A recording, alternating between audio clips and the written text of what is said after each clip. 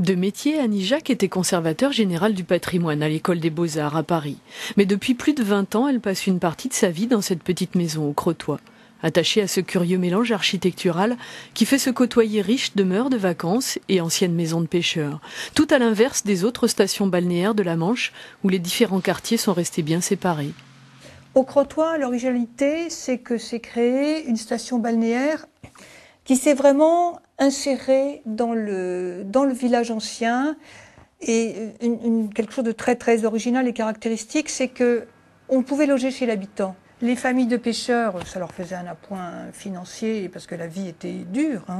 Donc de pouvoir loger les estivants dans leur maison principale donnant sur la rue, et eux de s'installer dans une petite maison annexe au fond du jardin.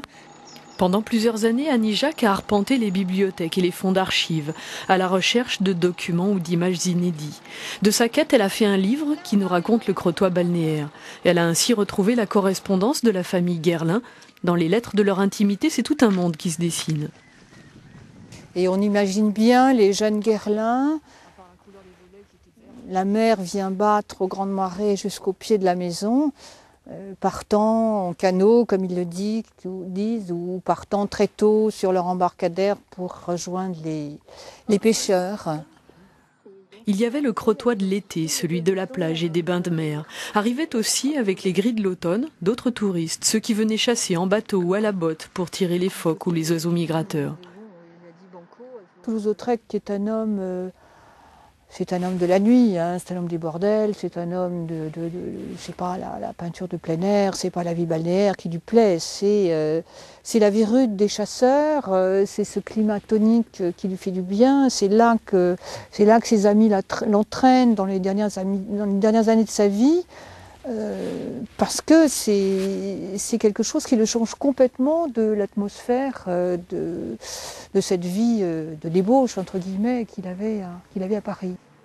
Aujourd'hui, vaguement modernisée, on reconnaît encore en bord de plage la villa Les Dunes où séjournait Colette. Elle aimait la baie et la liberté qu'elle y trouvait. Elle aimait la pêche et le grand air. Elle nous raconte aussi le regard des gens d'ailleurs sur ceux d'ici.